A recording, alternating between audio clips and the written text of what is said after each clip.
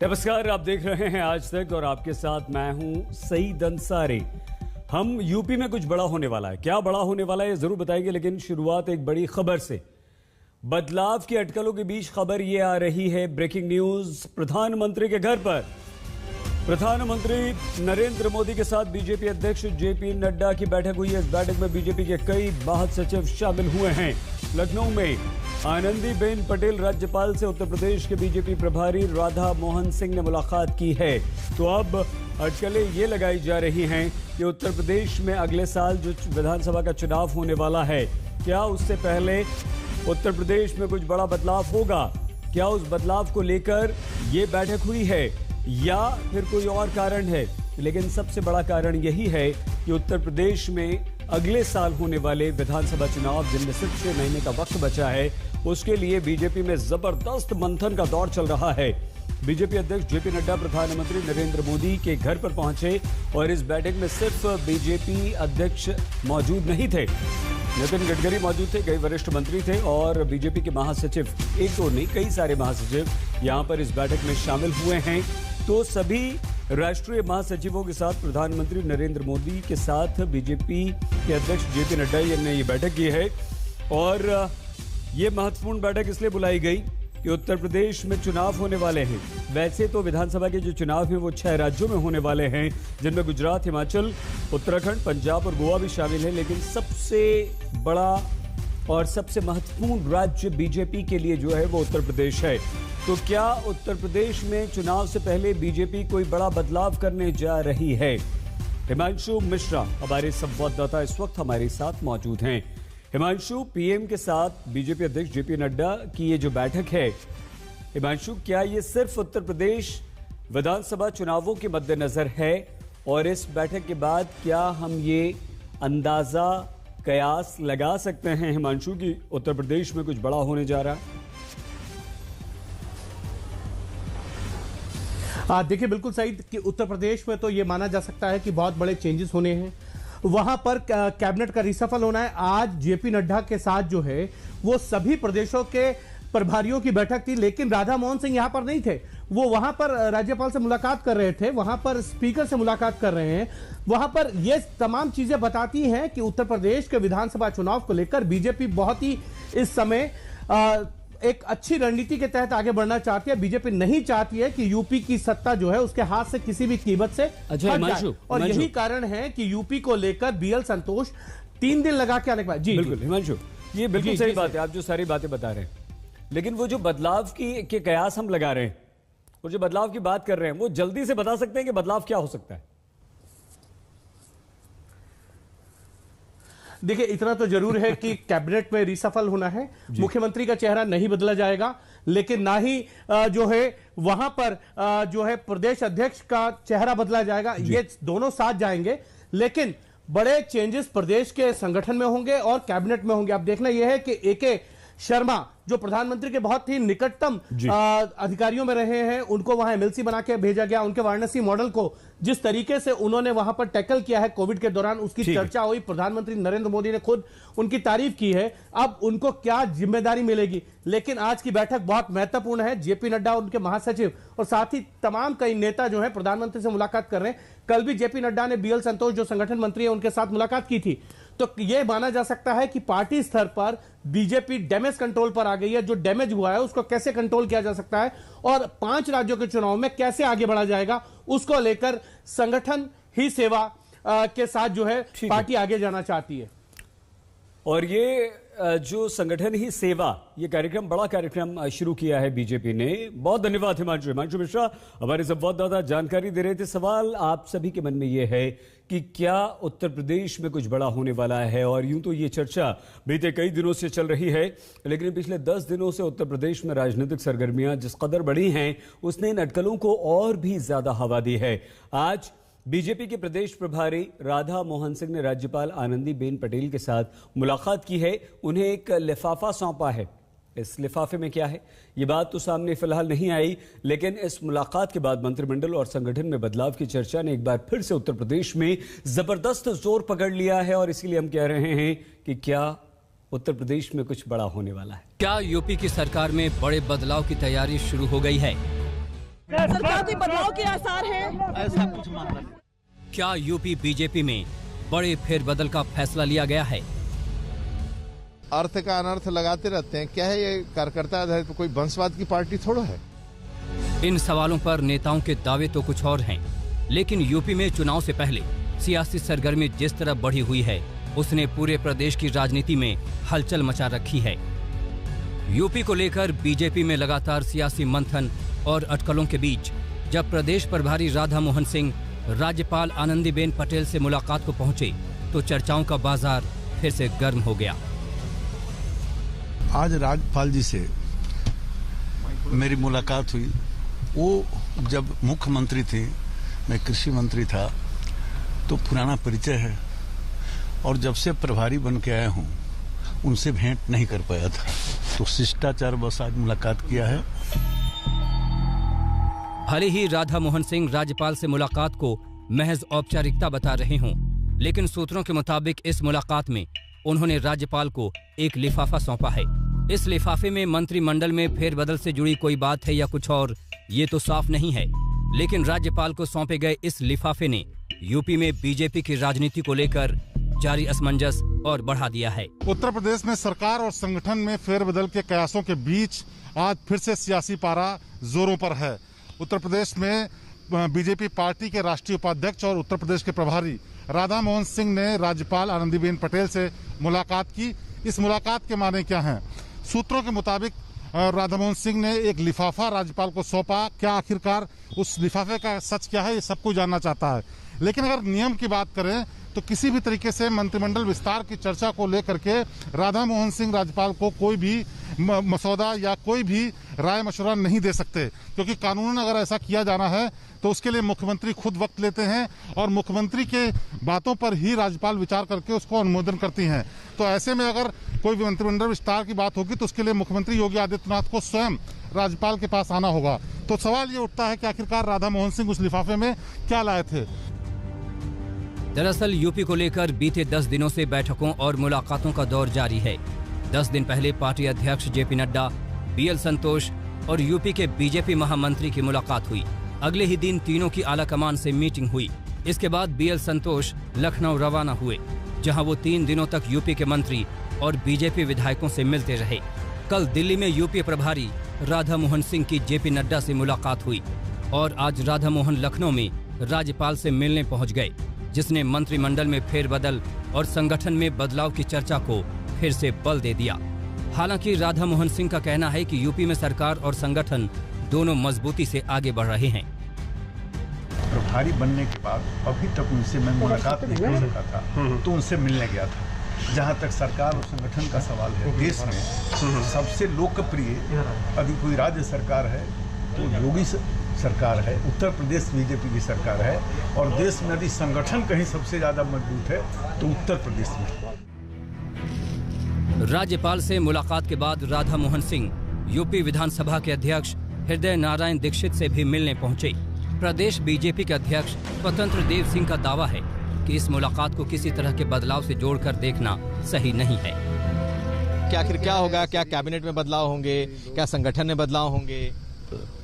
अर्थ का अनर्थ लगाते रहते हैं। क्या है ये कार्यकर्ता आधारित तो कोई वंशवाद की पार्टी थोड़ा है कि एक परिवार का आदमी ही शासन करेगा, उसका बेटे से बेटा, बेटे से बेटा। ये कार्यकर्ता आधारित पार्टी है, इसलिए कार्यकर्ताओं का निर्माण होता है, इसलिए बैठकें, संपर्क, संवाद ये जारी रहता है संगठन में। दरअसल बीते दिनों मंत्रियों और विधायकों से बीएल संतोष की बातचीत के बाद ही यूपी मंत्रिमंडल में बड़े फेरबदल की बात सामने आई थी। साथ ही चर्चा इस बात की भी थी कि पीएम मोदी के करीब ए.के. शर्मा को मंत्रिमंडल में अहम पद दिया जा सकता है। हालांकि अब तक इसे लेकर कोई औपचारिक ऐलान नहीं हुआ है, लेकिन यूपी में जारी बीजेपी की कवायद से प्रदेश में हलचल बढ़ी हुई है और इस बहाने समाजवादी पार्टी बीजेपी पर हमला बोलने से भी नहीं चूक रही है। उत्तर प्रदेश में भारतीय जनता पार्टी का तो कमाल है भाई, कमाल की सरकार है। पूरा उत्तर प्रदेश की जनता कोरोना से करहा रही है। गांव-गांव में लोगों की कोरोना से मौतें हो रही है, ना वहां हॉस्पिटल की व्यवस्था, ना दवा की, ना एम्बुलेंस की व्यवस्था है। बेरोजगारी से लोग आत्महत्या करने पे मजबूर हैं और महंगाई से कमर टूट गई है। लेकिन भारतीय जनता पार्टी 2022 की चुनाव की तैयारी कर रही है। वो सोचती कैसे चुनाव जीता जाए, संगठन में कैसे परिवर्तन किया जाए, किसको मंत्री बनाया जाए, किसको मंत्री नहीं बनाया जाए, क्या उसमें फेरबदल किया जाए। अरे प्रभु, जनता की चिंता कर लीजिए। चुनाव तो आते जाते रहते हैं, जनता की जान तो बचा लीजिए जिनकी मौतें हो रही है लगातार। अगले साल यूपी में विधानसभा चुनाव होने हैं और बीजेपी ने इसे लेकर अभी से ही जोर लगाना शुरू कर दिया। बड़े नेताओं के दौरे और मुलाकातों का दौर इसी कवायद का हिस्सा है, जिसका नतीजा जल्द सामने आ सकता है। लखनऊ से शिवेंद्र श्रीवास्तव के साथ कुमार अभिषेक, आज तक। आइए सीधे लखनऊ समर्थ श्रीवास्तव हमारे संवाददाता के पास आपको लिए चलते हैं। समर्थ, बहुत छोटे छोटे से दो सवाल। क्या बड़ा हो सकता है उत्तर प्रदेश में बदलाव, और उस बंद लिफाफे में क्या हो सकता है जो राज्यपाल को सौंपा गया? समर्थ। देखिए, उत्तर प्रदेश में सियासी सरगर्मी जो है वो बढ़ चुकी है। राधा मोहन सिंह जिस तरह से आज आते हैं, पहले गवर्नर आनंदीबेन पटेल से मिलते हैं और फिर विधानसभा स्पीकर से हृदय नारायण दीक्षित से लगभग 20 मिनट के लिए मिलते हैं। इससे पहले कल वो जब आते हैं तो दिल्ली में वो जेपी नड्डा से मुलाकात होती है, वहाँ उनकी बीएल संतोष से मुलाकात होती है, और तब वो आकर शाम को कल लखनऊ में स्वतंत्र देव सिंह जो कि यूपी बीजेपी चीफ है उनसे मिलते हैं। तो एक तरह से इन जो सीक्वेंस अगर आप देखेंगे मिलने का, उससे काफी कुछ साबित होता है। इसके अलावा जो एक लिफाफे की बात होती है, लिफाफा जो एक गवर्नर को दिया गया है सूत्रों के मुताबिक, उसमें भी बताया जा रहा है कि शायद कुछ कैबिनेट रीशफल एक्सपेंशन को लेकर हो सकता है। हालांकि औपचारिक तौर पर कोई भी इसको लेकर बात नहीं की गई। इवन राधा मोहन सिंह से जब हमने बात करी तो उन्होंने सीधे कहा कि योगी आदित्यनाथ एक बेस्ट चेहरा है यूपी के लिए, और यूपी की राजनीति की अगर बात होगी तो योगी सरकार पॉपुलर है। इसके अलावा संगठन भी यूपी में है वो सबसे स्ट्रांग है। जब हमने उनसे ये पूछने का प्रयास किया कि कुछ क्या कैबिनेट एक्सपेंशन रीशफल आपके एंड से हो सकता है, तो उन्होंने सीधे कहा कि ये डिसीजन जो है वो योगी आदित्यनाथ का है और ये उनकी ही जिम्मेदारी है, इसमें हम कोई दखल नहीं देंगे। हालांकि ये तो उनकी बात रही, पर क्या हो रहा है अनौपचारिक तौर पर। बहुत धन्यवाद समर्थ श्रीवास्तव हमारे संवाददाता। मतलब ये कि कैबिनेट रीशफल की ज्यादा चर्चा है, बड़ा यही हो सकता है उत्तर प्रदेश में। दिल्ली में राजनीति का तापमान एक बार फिर से चढ़ता जा रहा है। कारण है अरविंद केजरीवाल मुख्यमंत्री की घर घर राशन योजना का रद्द कर दिया जाना, और उपराज्यपाल ने दलील दी कि केंद्र से इस योजना की मंजूरी हमें नहीं मिली थी। तो अरविंद केजरीवाल ने कहा कि राशन माफिया के साथ खड़ी है मोदी सरकार। ये कोई पहला अवसर नहीं है जब अरविंद केजरीवाल और केंद्र की नरेंद्र मोदी सरकार आमने सामने हों। अब इस नए मुद्दे को लेकर जबरदस्त हंगामा बढ़ गया है। घर घर राशन योजना केजरीवाल की अब लागू नहीं होगी। सारी तैयारी हो चुकी थी, बस अगले हफ्ते से ये शुरू होने वाला था। वो ये दिखाने की कोशिश कर रहे हैं कि केंद्र उनको उनका स्कीम चलाने नहीं दे रही है। आपने 2 दिन पहले इसको रोक दिया, क्यों सर? आपने ऐसा क्यों किया? केंद्र सरकार ने एक बहुत बड़े स्कैम को होने से रोक लिया। वार पलटवार, हमला और तकरार, ये सब कुछ उस मुफ्त राशन के नाम पर हो रहा है जो कमजोर तबकों को मदद के लिए सरकार की ओर से दिया जाता है। लेकिन इसी राशन को लेकर दिल्ली में कुछ ऐसी बहस छिड़ी कि एक बार फिर केंद्र और केजरीवाल सरकार आमने सामने आ गई। सर प्लीज इस योजना को मत रोकिए, ये राष्ट्र हित में है, इसे होने दीजिए। वैक्सीन में राजनीति, राशन में राजनीति, ऑक्सीजन में राजनीति, बेड में राजनीति। विवाद की शुरुआत तब हुई जब केजरीवाल सरकार की घर घर राशन योजना के दिल्ली में लागू होने से ठीक पहले केंद्र ने इस पर अड़ंगा लगा दिया। आपने इसे मुद्दा बनाया और केजरीवाल ने केंद्र से सवाल किया, जब पिज्जा की डिलीवरी घर घर तक हो सकती है तो गरीबों के घर तक राशन क्यों नहीं पहुंचाया जा सकता? लोग पूछ रहे हैं, अगर इस देश में पिज्जा की होम डिलीवरी हो सकती है, बर्गर की होम डिलीवरी हो सकती है, स्मार्टफोन और कपड़ों की भी होम डिलीवरी हो सकती है, तो फिर गरीबों के घरों में राशन की होम डिलीवरी क्यों नहीं होनी चाहिए? सारा देश जानना चाहता है, आपने ये स्कीम खारिज क्यों की सर? केजरीवाल का हमला यही नहीं रुका। केंद्र को निशाने पर लेते हुए केजरीवाल ने इशारों में बीजेपी पर राशन माफियाओं से साठगांठ का आरोप तक लगा दिया। योजना पर छिड़े विवाद के बीच बीजेपी ने भी केजरीवाल के आरोपों पर पलटवार में देरी नहीं दिखाई और कहा कि योजना पर रोक से बड़ा स्कैम रुक गया। अगर ये घर घर राशन व्यवस्था लागू हो जाती ना सर, ये राशन माफिया खत्म हो जाता। पर देखिए ये राशन माफिया कितना ताकतवर निकला।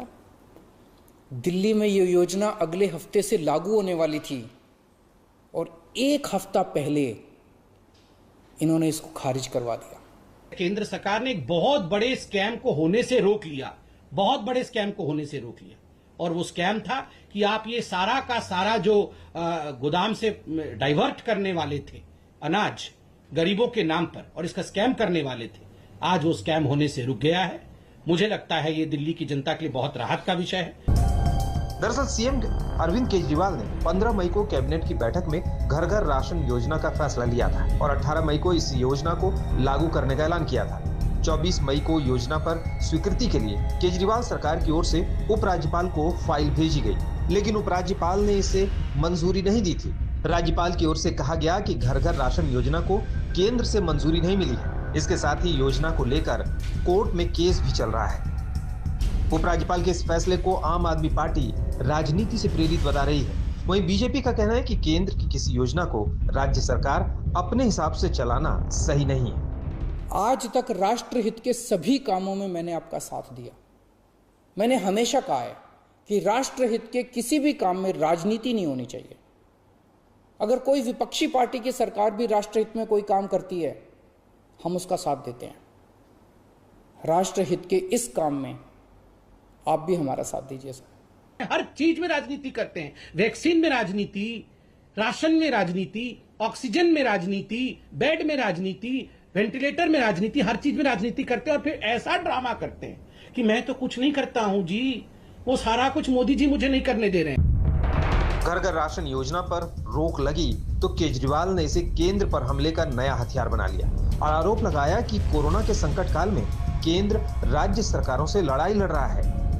कितनी मुसीबत के समय भी केंद्र सरकार सबसे झगड़ रही है। आप ममता दीदी से झगड़ रहे हैं, झारखंड सरकार से झगड़ रहे हैं, आप लक्षद्वीप के लोगों से झगड़ रहे हैं, महाराष्ट्र सरकार से लड़ रहे हैं, दिल्ली के लोगों से लड़ रहे हैं, किसानों से लड़ रहे हैं। लोग इस बात से बहुत दुखी हैं सर कि केंद्र सरकार सबसे लड़ रही है। ऐसे देश कैसे चलेगा? घर घर राशन पर घमासान पर बीजेपी के हमलों का जवाब देने डिप्टी सीएम मनीष सिसोदिया सामने आए और सवाल किया कि बीजेपी आखिर राशन की चोरी क्यों नहीं रोकना चाहती। 80 करोड़ लोग इस देश के जो झेल रहे हैं, राशन मिलता नहीं है, चोरी होता है, समय पे नहीं आता, दुकानें बंद मिलती हैं, तो वो कैसे दूर हो सकता है? उस पर नहीं बोले। राशन की चोरी रोकने में दिलचस्पी नहीं है उनकी, अरविंद केजरीवाल जी को गाली देने में दिलचस्पी है। पुरानी योजना में अनुमति नहीं हो सकती क्योंकि वो कानून के खिलाफ है। कानून में पूरे देश भर के सब राज्य उसी योजना के तहत काम कर रहे हैं। ये अनोखे पैदा हुए हैं जो ये काम नहीं करेंगे। असलियत में ये धोखेबाजी कर रहे हैं दिल्ली की जनता के साथ, क्योंकि ये दिल्ली की जनता के हिस्से का राशन मिलावट कर रहे हैं, उसका राशन ब्लैक मार्केटिंग कर रहे हैं। आप और बीजेपी के बीच सारा घमासान राशन पर छिड़ा है। हालांकि जब राशन डीलरों से इस विवाद पर सवाल हुआ तो वो भी केजरीवाल सरकार की इस योजना से सहमत नजर नहीं आए। दिल्ली में राशन के घर घर राशन योजना पर रोक लगी है, इसके लिए सबसे पहले हम केंद्र सरकार का धन्यवाद करते हैं। साथ ही हम दिल्ली में ये देखना चाहते हैं कि दिल्ली सरकार क्यों इस तरह से कदम उठाए जा रही है। शराब की घर घर राशन डिलीवरी, घर घर राशन योजना, अगर दिल्ली सरकार को इतनी ही ज़्यादा चिंता थी तो दिल्ली सरकार अब तक दिल्ली के अंदर ई-पॉस प्रणाली क्यों नहीं लागू कर रही है। दिल्ली की सियासत में शुरू हुए इस नए हंगामे के बीच आपको ये भी बता दें कि आखिर केजरीवाल सरकार की घर घर राशन योजना है क्या। इस योजना के तहत कार्ड धारकों के घर तक राशन पहुंचाने का इंतजाम किया गया है। इसके तहत लाभार्थी को 4 किलो आटा, 1 किलो चावल और 1 किलो चीनी घर पर ही दी जाएगी। कोरोना के संकट काल में केंद्र और केजरीवाल सरकार के बीच ऑक्सीजन और वैक्सीन को लेकर जुबानी जंग हुई। एलजी के अधिकारों को लेकर भी विवाद हुआ। अब इस कड़ी में घर घर राशन योजना का नया विवाद जुड़ गया है, जिस पर शुरू हुई जंग जल्द थमती नहीं दिखती है। दिल्ली से पंकज जैन और सुशांत मेहरा के साथ आज तक ब्यूरो। और आइए अब गांव में स्वास्थ्य सेवाओं की बदहाली की बात करते हैं। सबसे पहले हम आपको लिए चलते हैं बिहार के मुंगेर जिले के स्वास्थ्य केंद्र और दिखाते हैं वहां का हाल। जहां खुद स्वास्थ्यकर्मी डर के साए में अपनी ड्यूटी करने को मजबूर हैं। तो ऐसे में मरीजों के इलाज का अंदाजा आप खुद बहुत अच्छी तरह से लगा सकते हैं। अस्पताल है, उसमें पेशेंट रहते हैं और इलाज हो रहा है। आज बारिश हुआ तो 3 दिन तक पानी टूटी दीवारें, कमरे में बिखरी दवाएं, खाली कुर्सियां और परेशान लोग। देखने में तो इस जगह का हाल किसी खंडहर सा लगता है, लेकिन आपको ये जानकर हैरानी होगी कि खंडहर सी दिखने वाली ये इमारत प्राथमिक स्वास्थ्य केंद्र है और यहाँ करीब 72 गांवों के लोग अपने इलाज के लिए पहुँचते हैं। इलाज तो क्या और कैसा होता होगा वो इस जगह का हाल देखकर ही आपको अंदाजा लग गया होगा। लेकिन बिहार के मुंगेर के असरगंज स्वास्थ्य केंद्र में लोग बीते 10 साल से इसी जर्जर स्वास्थ्य केंद्र के सहारे हैं। कोरोना का दौर है, लिहाजा प्राथमिक स्वास्थ्य केंद्र में टेस्ट का इंतजाम तो किया गया है, लेकिन कहां वो देखिए। स्वास्थ्य केंद्र के पास ही आम के पेड़ के नीचे कोरोना टेस्ट का कैंप लगा है। यहाँ कर्मचारी भी मौजूद हैं। जब पेड़ के नीचे कैंप को लेकर सवाल हुए तो सुनिए क्या जवाब मिला। तो स्वास्थ्य प्रबंधक और प्रभारी का जिम्मेवारी है, कहाँ करवाना है। जहाँ हमको दिया गया है वहाँ हम कर रहे हैं। पूरे स्वास्थ्य केंद्र की बिल्डिंग जर्जर है और स्टाफ यहाँ डर के साए में काम करने को मजबूर है। बारिश के मौसम में तो यहाँ का हाल और भी बुरा हो जाता है। कई बार शिकायत हुई लेकिन सुनवाई नहीं हो रही। बिल्डिंग की क्या स्थिति है, आप जहाँ बैठती हैं? बहुत जर्जर है। कैसे काम कैसे करती हैं? डर से। समस्या इस इमारत भर की नहीं, इस प्राथमिक स्वास्थ्य केंद्र में दिक्कतों का अंबार है। एम्बुलेंस है लेकिन खराब पड़ी है, महिला डॉक्टर की तैनाती है नहीं, दवाइयाँ मुश्किल से मिलती हैं। लेकिन इस हाल में कई साल से कोई बदलाव नहीं हुआ। ऐसा नहीं है कि अस्पताल के निर्माण के लिए पैसे नहीं आए। 5 करोड़ का बड़ा फंड आवंटित हुआ, लेकिन सारे बदलाव, सारे दावे कागजों में ही सिमट कर रह गए।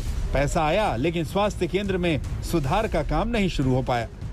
मुंगेर से गोविंद कुमार के साथ आज तक ब्यूरो।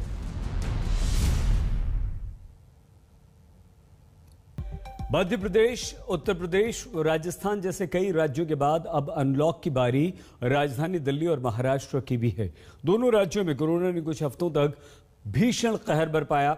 अब कोरोना काबू में आने के बाद इन दोनों राज्यों में सोमवार यानी कि कल से काफी हद तक प्रतिबंध हटाए जा रहे हैं। लेकिन रियायतों के दौर में भी बेहद सावधान रहने की आपको और हमें जरूरत है। सबसे पहले राजधानी दिल्ली में क्या क्या खुलेगा, आइए आपको बताते हैं। दिल्ली में करीब 2 महीने से जारी लॉकडाउन की पाबंदियों से सोमवार से पाबंदियों में ढील मिलनी शुरू हो जाएगी। कोरोना संक्रमण में आ रही गिरावट को देखते हुए केजरीवाल सरकार ने लोगों को उनके काम पर वापस लौटने का रोड मैप तैयार किया है। इसी के तहत सोमवार से कई क्षेत्रों में छूट दी जा रही है, लेकिन शर्तों के साथ। सोमवार से दिल्ली के सभी बाजार और मॉल खुल जाएंगे, लेकिन ऑड इवन व्यवस्था के तहत, यानी आधी दुकानें एक दिन खुलेंगी और बाकी आधी दुकानें दूसरे दिन। हालांकि अलग थलग दुकानें रोजाना खोलने की इजाजत है। जितने बाजार हैं, मॉल्स हैं, उनको खोला जा रहा है ऑड इवन के बेसिस पे, कि आधी दुकानें एक दिन खुलेंगी, आधी दुकानें दूसरे दिन खुलेंगी, आधी दुकानें एक दिन, आधी दुकानें दूसरे दिन। 10 बजे से सुबह 10 बजे से शाम को 8 बजे तक दुकान नंबर के हिसाब से, ऑड इवन के हिसाब से दुकानें खोली जाएंगी। लगभग 50 दिन के लॉकडाउन के बाद राजधानी दिल्ली कल से अनलॉक होने जा रही है। तमाम बाजार अब ऑड इवन फॉर्मूले के तहत खुल सकेंगे। दिल्ली के अलग अलग बाज़ारों के अंदर इस चीज़ की तैयारियां जो है वो की जा रही हैं, यानी अगर ऑड नंबर की दुकान है तो ऑड नंबर की दुकान ही खुलेगी, और इसके अलावा अगर इवन नंबर की दुकान है तो उसको इवन डे वाले दिन ही दुकान खोलने की इजाज़त जो है वो दी गई है। बाज़ार में तमाम जो व्यापारी हैं उनके लिए एक बड़ी राहत जो है वो यहाँ पर साफ तौर पर नज़र आ रही है। मानते हैं एक बड़ी राहत है दिल्ली के लिए? देखिए जी, बहुत बड़ी राहत है। पिछले 50 दिनों से घर पे बैठकर व्यापारी वर्ग घर पे बैठकर अपनी फिक्स डिपॉजिट से, अपनी सेविंग से अपना परिवार चला रहा था। अब कल से लॉकडाउन खुलेगा। काफ़ी सारी चुनौतियाँ भी है इसके अंदर कि सोशल डिस्टेंसिंग और मास्क लगा के रहना, और भीड़ भड़क्का में ना ज़्यादा, अपनी दुकानों पे ज़्यादा भीड़ ना रखी जाए, तो बहुत बड़ी चुनौती है। कई सरकारी दफ्तर पहले भी आवश्यक सेवा के तहत चालू थे, लेकिन सोमवार से सभी सरकारी दफ्तरों के दरवाजे खुल जाएंगे। सरकारी दफ्तरों में ग्रुप ए के सभी अधिकारी आ सकेंगे, जबकि बाकी के कर्मचारियों की क्षमता आधी होगी। इसी तरह आधी क्षमता के साथ निजी दफ्तरों को भी खोलने की इजाजत दी गई है। जितने प्राइवेट ऑफिसेज हैं, उन सभी प्राइवेट ऑफिसेज में 50% मैन पावर के साथ वो खोले जा सकते हैं और लेकिन कोशिश करेंगे कि ज़्यादा से ज़्यादा लोग वर्क फ्रॉम होम करें और अपने प्राइवेट ऑफिसेज कोशिश करें अपने टाइम को स्टैगर करने की कि ताकि सब लोग एक साथ सड़क पे ना आए। केजरीवाल सरकार के ऐलान से निजी दफ्तरों में काम करने वाली दिल्ली की बड़ी आबादी के माथे की लकीरें थोड़ी हल्की पड़ी हैं। रोजगार छिन जाने के डर के साए में एक एक दिन घर पर काट रहे लोग अब सोमवार से दफ्तर जाने की तैयारी में जुट गए हैं। थमे पड़े दिल्ली मेट्रो के पहिए भी सोमवार से फिर से दौड़ने लगेंगे। मेट्रो को आधी क्षमता के साथ चलाने की इजाजत दे दी गई है। सबसे बड़ी राहत होगी दिल्ली मेट्रो का खुलना। मैं जहां पर खड़ा हूं, सेंट्रल दिल्ली के अलावा दिल्ली के जितने मेट्रो स्टेशन है कल से वो आम लोगों के लिए खोले जाएंगे। इससे फायदा उनको होगा जो लोग अपने दफ्तर की ओर जाते हैं, क्योंकि अब आधी क्षमता पे दफ्तर भी चल सकेंगे। सरकारी कर्मचारी हैं, निजी कर्मचारी हैं, सभी क्षेत्र खुलेंगे, जिंदगी पटरी पर लौटेगी तो मेट्रो एक बड़ा सहारा होगा। बहुत राहत मिलेगी मेट्रो खुलने के बाद, क्योंकि हम लोगों को बहुत मुश्किल हुई है, बहुत ज्यादा। हम लोगों ने ओला से ही ट्रेवल करा है और बहुत एक्सपेंसिव भी रहा है हमें। दरअसल आंकड़े साफ बता रहे हैं कि दिल्ली में कोरोना संक्रमण की रफ्तार काफी हद तक काबू में आ चुकी है। दूसरी लहर में दिल्ली में 20 अप्रैल को सबसे ज्यादा 28,395 मरीज दर्ज किए गए थे, जबकि 5 जून को नए मरीजों की संख्या 114 रही। वहीं 3 मई को दिल्ली में कोरोना से सबसे ज्यादा 448 मौत हुई, जबकि 5 जून को कोरोना से जान गंवाने वालों की संख्या 60 रही। मुख्यमंत्री अरविंद केजरीवाल कह रहे हैं कि जो हुआ सो हुआ, अब उनकी तैयारी अगले संभावित खतरे को लेकर है। थर्ड वेव कहा जा रहा है, एक्सपर्ट्स कह रहे हैं कि थर्ड वेव आएगी, कब आएगी, कितनी भयावह होगी, इसके बारे में किसी को कोई जानकारी नहीं है। अगली पीक 37,000 एक्सपर्ट्स के साथ बात करके, ऑफिसर्स के साथ बात करके, सबके साथ बात करके कि 37,000 पीक मान के इसकी तैयारी शुरू की जाए। अगर 37,000 की तैयारी हमारी है तो फिर मान लीजिए और ज़्यादा आती है तो उसकी तैयारी तो होगी उसके लिए हम ज़्यादा तैयार हो पाएंगे। दिल्ली में रियायतों का दौर पिछले हफ्ते ही शुरू हो चुका था, लेकिन तब सिर्फ फैक्ट्रियों और कंस्ट्रक्शन से जुड़े काम को छूट दी गई थी। इतनी सीमित छूट के बावजूद दिल्ली की सड़कों पर जाम लगना शुरू हो चुका था। ये सच है कि लॉकडाउन और पाबंदियां लंबे समय तक नहीं रह सकती, कोरोना से निपटने का तरीका भी नहीं हो सकती, लेकिन कोरोना वायरस अभी कहीं गया नहीं है। लिहाजा रियायतों के नए दौर में भीड़भाड़ से निपटना दिल्ली वालों के लिए एक बड़ी चुनौती होगी। दिल्ली वालों को भी आधी रियायतों के साथ दोगुनी सतर्कता बरतनी होगी। दिल्ली से पंकज जैन और सुशांत मेहरा के साथ आज तक ब्यूरो। दिल्ली के बाद उत्तर प्रदेश में 4 जिलों को छोड़कर पूरा उत्तर प्रदेश कल से खुल जाएगा, लेकिन कुछ प्रतिबंध ऐसे हैं जिनका पालन आपको करना होगा। क्या वो प्रतिबंध होंगे, क्या क्या उत्तर प्रदेश में खुल जाएगा? उत्तर प्रदेश के उप मुख्यमंत्री दिनेश शर्मा से अब से कुछ देर पहले हमने इस संबंध में बातचीत की। उत्तर प्रदेश के डिप्टी सीएम दिनेश शर्मा जी जुड़ चुके हैं। बहुत धन्यवाद शर्मा जी आज तक से बातचीत करने के लिए। कल 4 जिलों को छोड़ के उत्तर प्रदेश में आप क्या क्या खोलने जा रहे हैं सर?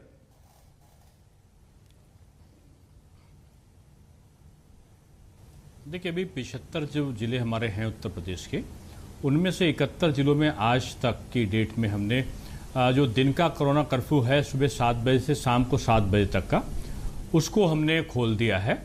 लेकिन उसमें भी हमने कुछ पाबंदियां रखी हैं, जैसे कि कोई विवाह कार्यक्रम होगा तो 25 लोग विवाह में शामिल होंगे जो आयोजक को मिला के। यदि किसी का मृत्यु होता है और उसमें जाते हैं लोग सौदा के लिए जी, तो 20 तक के लोगों की संख्या को हमने निर्धारित किया है।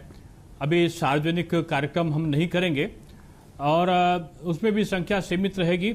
मंदिरों में भी अगर कोई जाता है या धार्मिक स्थलों में तो 5 तक के व्यक्तियों को ही हमने अनुमति दी है। ये अलग है कि हमने जो कार्यालय हैं वो हमारे, चाहे वो निजी कार्यालय हों चाहे सरकारी कार्यालय हों, उनको हम खोलने का हमने निश्चय किया है। और जो प्रशासनिक हमारे ऑफिस हैं, जो प्रशासनिक उनका निर्णय होगा उन ऑफिस पे, गवर्नमेंट ऑफिस पे वो लागू होगा। साथ में जो स्कूल होंगे हमारे जो चाहे बेसिक के हों चाहे माध्यमिक के हों, उनमें ऑफलाइन टीचिंग नहीं होगी, ऑनलाइन टीचिंग चलती रहेगी। लेकिन उसमें जो शिक्षक हैं या जो कर्मचारी हैं उनको आवश्यकता के अनुसार बुलाया जा सकता है। वो उसके लिए अधिकृत होंगे, चाहे वो कुलपति हों चाहे प्रधानाचार्य हों या निजी विद्यालयों के प्रबंधक हों, उसके लिए वो अधिकृत होंगे। ऑफलाइन टीचिंग नहीं करेंगे। होटल खुलेंगे लेकिन रेस्टोरेंट में केवल हम होम डिलीवरी को रखेंगे जी। जो सिनेमा है, जिम है, मॉल है, स्विमिंग पूल है, ये सब अभी भी बंद रहेंगे। लेकिन जो शॉपिंग कॉम्प्लेक्स है जहाँ पे बिक्री का प्रयोजन है वो खुला रहेगा। और साथ में ये भी रखा कि जो इंडस्ट्रीज हैं, चाहे वो लघु उद्योग हो चाहे हैवी इंडस्ट्री हो, वो पूरी तरीके से उसमें काम करने के लिए उसको हमने छूट दी है जी। तो ये हम कह सकते हैं कि उत्तर प्रदेश की स्थितियां तेजी के साथ में सामान्यता की ओर बढ़ी हैं सर। और सामान्य की ओर बढ़ने के कारण ये सबसे बड़ा है कि आज उत्तर प्रदेश में हमारे जो एक्टिव केस हैं वो 17,928 के आसपास आए हैं और जो हमारी रिकवरी रेट है वो 97.7 के आसपास आई है। 24 घंटे की अगर हम पॉजिटिविटी रेट देखें तो 0.4% के आसपास आई है जी। अगर तब शुरू से लेकर अब तक की जो पॉजिटिविटी रेट देखें यूपी की तो 3.3% के आसपास है। लेकिन ये जो निजी ऑफिसेस हैं, क्या उन लोगों के लिए आपकी कोई गाइडलाइंस है? क्योंकि वहां एक बड़ी शंका होती है, जो कर्मचारी होते हैं उन्हें लगता है कि हमें थोड़ा सा और सा अभी एहतियात रखना चाहिए, हम ऑफिस ना जाएं, लेकिन उन पर दबाव आ जाता है कंपनी ओनर्स की तरफ से कि नहीं आप आइए। तो क्या कोई ऐसी गाइडलाइन सरकार की तरफ से है? तमाम जगह पर 50% की उपस्थिति के आदेश हैं, लेकिन कोरोना गाइडलाइन का पालन करते हुए सोशल डिस्टेंसिंग हो, सैनिटाइजिंग की व्यवस्था हो और वैक्सीनेशन कर्मचारियों को चाहे वो निजी हो चाहे सरकारी हो वो करवाना जरूरी है। वो एक प्राथमिकता के आधार पर रजिस्ट्रेशन करा के कराएं। सर वो 4 जिले भी बता दीजिए जल्दी से, वो 4 जिले कौन से हैं और वहां कल से अनलॉक क्यों नहीं?